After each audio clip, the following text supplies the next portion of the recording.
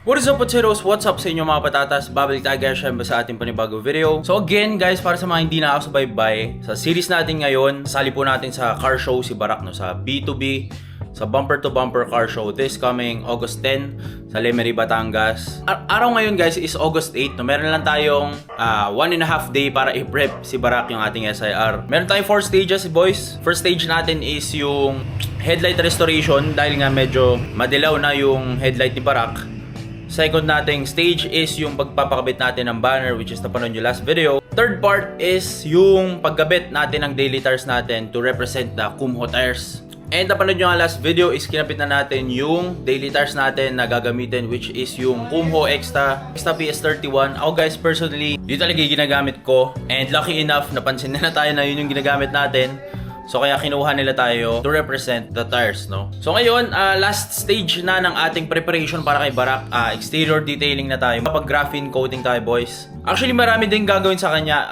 I-ano din siya, boys. I-engine detailing din siya. Tapos glass detailing. Tapos syempre, yung paint correction. Tapos yung last nun is yung graphene coating, no? Dahil nga sobrang nahihirapan ako, boys, sa pag-maintain ng color black na sasakyan. Kaya rin ipapag-graphene coating natin siya. Yung graphene coating, boys, ang pagkakalam ko, next level yun ng ceramic coating. Kasi dati, parang siguro mga 5 years, mga 7 years ago, ceramic coating pala yung ginagamit. Ngayon, graphene coating na yung ginagamit nila, no? So, mamaya sasama ko kayo para ma-share namin sa inyo ano ba yung lakas and pinagkaiba ng graphene coating and yung itsura ng graphene coating kapag nakatindig. So, hindi natin papatagalin pa. Dadali na natin ngayon si Barak doon para masimulan na kasi meron na tayong 2 days, boys, para i-prep si Barak. At sana abutin natin, sana mahabol natin yung August 10 para paglapag natin doon.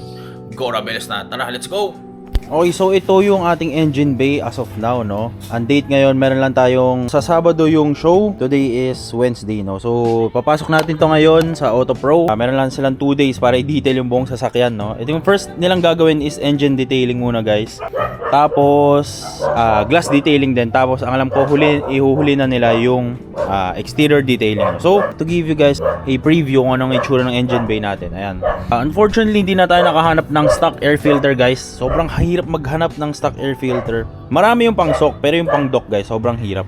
Meron nakikita pero 7K, 6K, sobrang mahal. Oh, masyadong OD naman yun, no? Ito na lang muna yung gagamitin natin. Ito yung mga concerns ko sa engine bay natin, guys. Dito kasi medyo madumi. Tapos hopefully sana ito labahan din nila, no? Medyo may tingnan natin gaano kakapal yung dumi, guys, oh. Pang. Tingnan mo naman yan, boy. Late na natin gagawin to, magpapalitan natin yung mga tornilyo na to. Engine detailing pa siya, guys, no? So kapag dinetail to, tapos pag pinalitan natin tapos dinetail, baka kalawangin lang ulit. So iuhuli natin yan, yung mga ganito. Madali lang naman to, guys, onti lang naman yan. Actually madami pala, 1, 2, 3, 4, 5, 6, 7. Medyo marami, guys, eh. Basically engine wash, tapos glass detailing. Yung glass naman, guys, medyo hindi ko sure kung okay naman. Medyo may ilang acid rain lang din. Ito yung kinabit natin kahapon, boy. So tignan mo naman yung lapag ng Kumho tire na yan, boy. Sa likod, tingnan natin likod. Fuck, meaty spec ko. Ganda talaga ng sidewall nito, guys, eh, dahil nga para siyang pangkarera, no. So syempre paikot, i-detail tong buong salamin. Tapos pintura natin, di-detail din. Actually mamaya ngayon natin ipapasok ngayong hapon pala. So abangan nyo na lang kung ano mangyari mamaya. Hindi natin papatagalin pa. Let's go! 5 minutes later. Okay, nandito ngayon si Barak dahil sila Papi Ivan ang hahawak sa detailing part ng ating preparation para sa B2B car show. Papi, kamusta yung kondisyon ng ating SIR? Medyo madumi. So kunyari meron tayong mga hahabulan, yun ang ano natin. And then ang prep kasi natin is yung labas, and then engine bay, and then yun para talaga sobrang kitable, lalagyan natin ng graphene coating. Graphene coating. Baga yun yung endgame kung gusto mo yung parang naglalawa sa kintab, ceramic or graphene, eh. Tsaka Papi, as of now, parang yung pintura niya parang hazy, no? Oo, medyo. Pero dati, hindi ko mag-gets. Dati naman, di ba dinetail din natin? Oo. Dati, perfect na, no? Ano to? Dahil sa araw, sa ulan, ganyan. Possible din, araw, ulan, tapos syempre acid rain din sa atin. Tama, nagbabagyo kasi nung kailan, eh, no? Kasi di ba kunyari, once na sabihin mo kahit pinalinisan mo siya, umulan, tapos yung heavy rainfall, tapos hindi mo napaka-wash kagad. Tumambay sa pintura, gano'n. May ang sarap punasan, parang gano'n. Pero pag pinunasan mo yun, magagasgas yan. Pero hindi, bawal punasan kasi, no? may layer ng Parang ano alikabok, siya, parang oo. ganon. Okay, pero ika-car wash muna namin to guys para Para makita makita talaga natin natin yung Ano niya, condition, no? So first step is, lagi naman is car wash. Car wash, And then okay. i-inspect natin, and then yun. Titignan natin anong pwedeng gawin. Yes, Okay. So, ika-car wash muna to guys.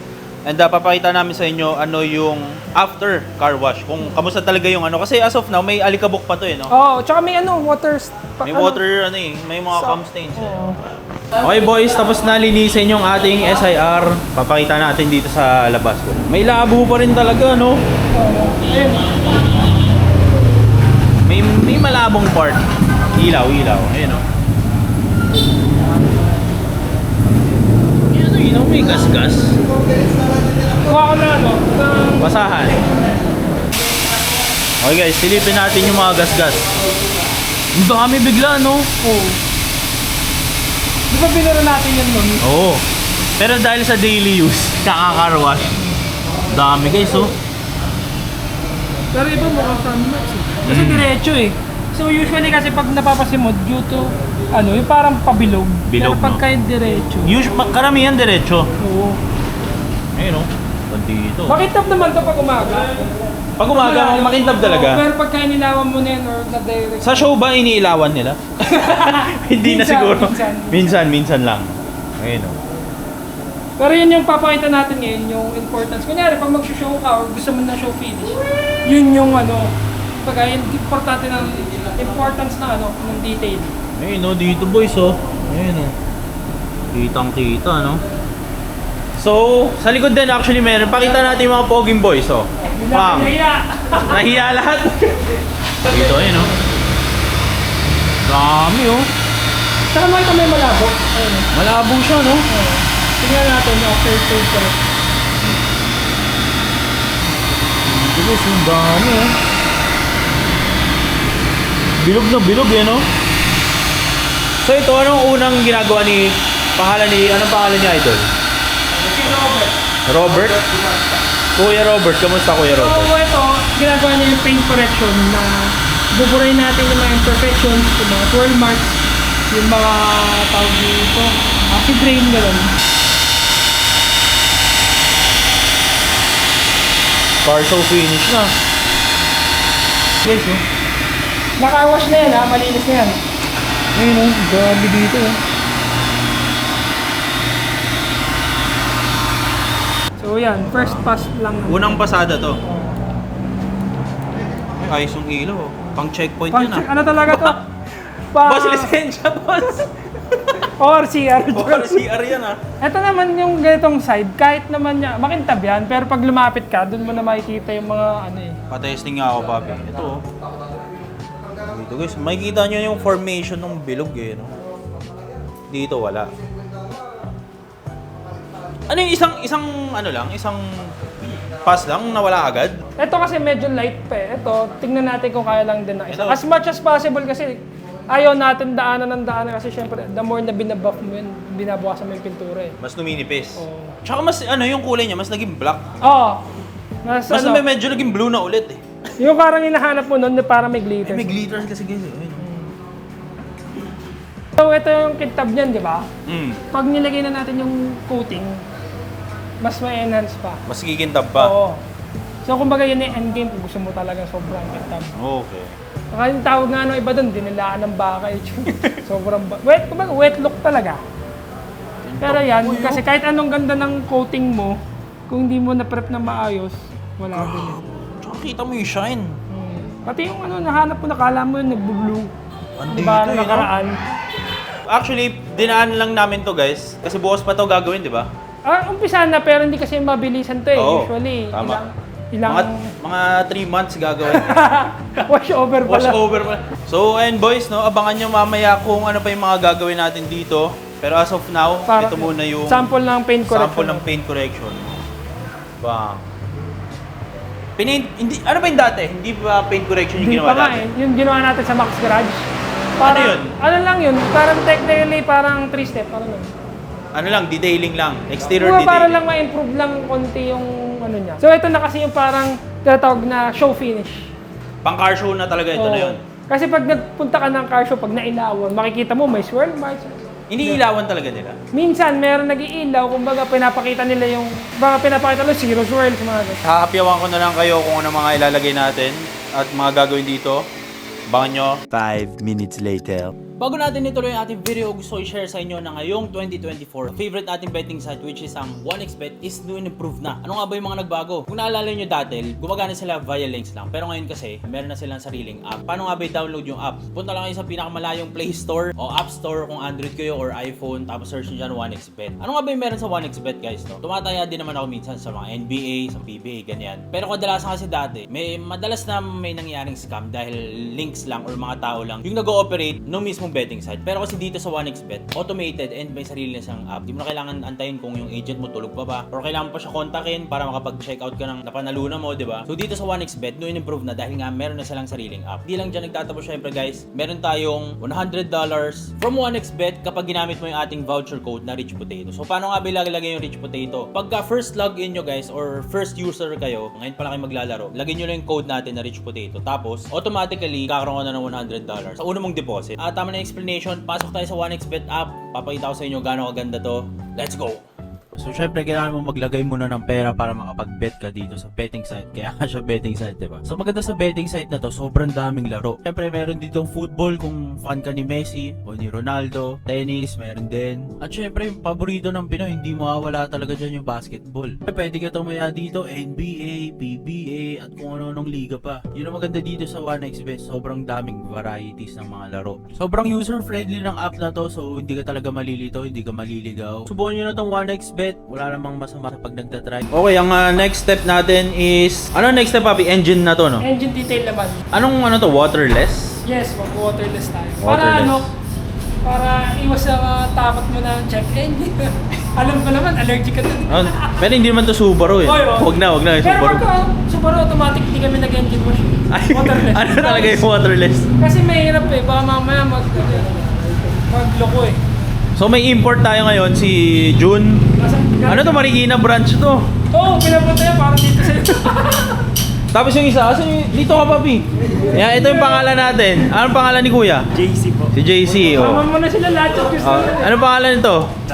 Si Brando? Brian pala, sorry, Brando. O, yung mga boys natin. Waterless lang tayo, boys, para iwas check engine.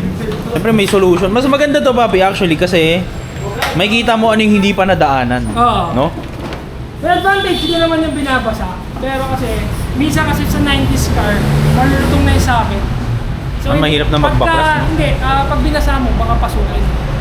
Kaya minsan din na namin ina-advise na basahin. Pero kung malakas yung tulo, mas maganda minsan din yung binabasa. Kaya may tagas. Para na Para ano. Eh ano to, no issue naman to eh. wala nga tulo eh. Walang tulo eh. Ano lang, hapyaw-hapyaw lang tayo ngayon. Ano lang, para pagka nagbukas tayo ng engine bay sa show, hindi naman sabihin, uy, ang kinis yung labas.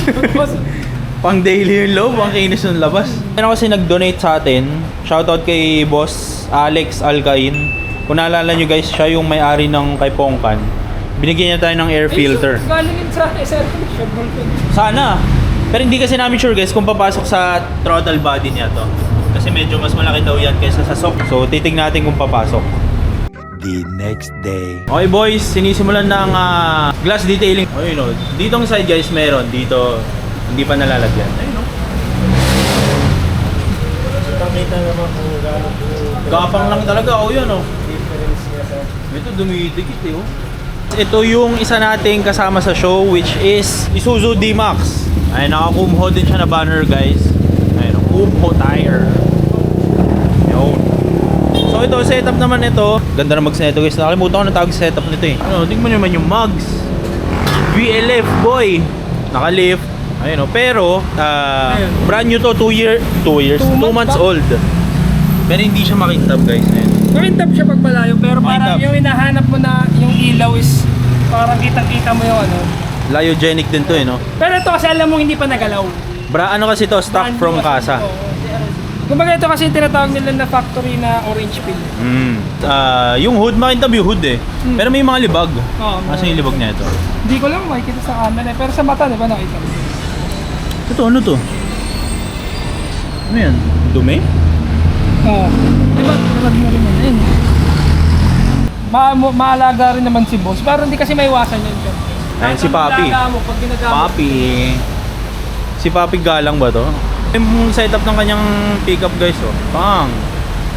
In case pala naghanap kayo ng Kumho tires pang SUV, meron din sila guys. 285 70 17. So, ayan ang tindig, oh. Ang laki, no? Rugged look, eh, oh. Pang. Ito yung isa nating kasabay na pupunta sa show guys. So, dito rin siya nagpapadetail kila Auto Pro. Ayan. Blue tint, clear tint boys. Ayun, oh, pogi rin ang gulong, eh, oh. Pang, rugged look. Naka-lift to ng ilang inches to? 2 inch lift. 2 inch lift. Di-detail din to guys. Same detail na gagawin kay Barak. Ayan yung tsura niya.